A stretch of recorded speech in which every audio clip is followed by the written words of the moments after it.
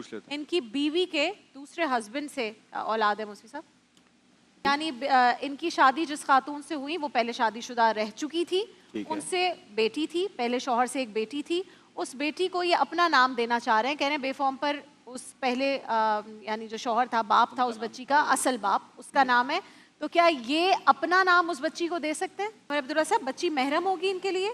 जी, बच्ची महरम होगी, क्योंकि जिस माँ की वो बेटी है वो इनके हवाले अक़्द में है, ये उसके वालिद कहलाएंगे। और बिल्कुल इसी तरह जिस तरह मुफ्ती साहब ने फरमाया कि कुरान कहता है उदऊहुम लिआबाइहिम, उनको उनके वालिद के नाम से ही पुकारा जाएगा और उनकी इब्नियत जो है वलदियत तब्दील नहीं की जा सकती है। हमारे यहाँ ये एक आम तौर पर तासुर लिया जाता है कि जब ख़र्चा हम उठा रहे हैं, पाल हम रहे हैं, तो हम नाम उसका क्यों लगाएं? तो ये अल्लाह रब्बुल आलमीन ने नाम लगाया है, अल्लाह रब्बुल आलमीन ने ये उससे तवल्लुद हुई है बच्ची, तो अब नाम आप चेंज नहीं कर सकते। सख्ती से कुरान करीम ने इस बात से मना किया है। हाँ, आप ये कर सकते हैं, गार्जियन में अपना नाम लिखा सकते हैं। और नाम से होता क्या है? असल तो प्यार होता है, असल तो शफ़क़त होती है, असल तो मोहब्बत होती है, केयर होती है।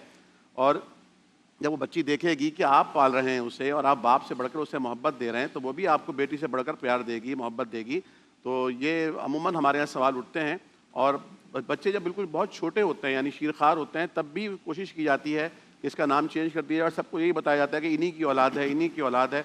और फिर बड़े होने के बाद जब अचानक उसके ऊपर ये इंकिशाफ होता है कि मैं तो इनकी बेटी नहीं हूँ, मैं तो ले पालक हूँ, तो फिर जो उसकी नफ्सियाती तोड़ फोड़ होती है और फिर जो खलफशार में और डिप्रेशन और एंजाइटी में जाता है वो बच्चा या बच्ची, वो बहुत ख़तरनाक होता है। इसलिए इस्लाम एक दीन फितरत है और फितरत के मिजाज को समझते हुए ही वो फैसले सादिर करता है। उससे टकराने की ज़रूरत नहीं है, उसको फॉलो करके चलने की ज़रूरत है।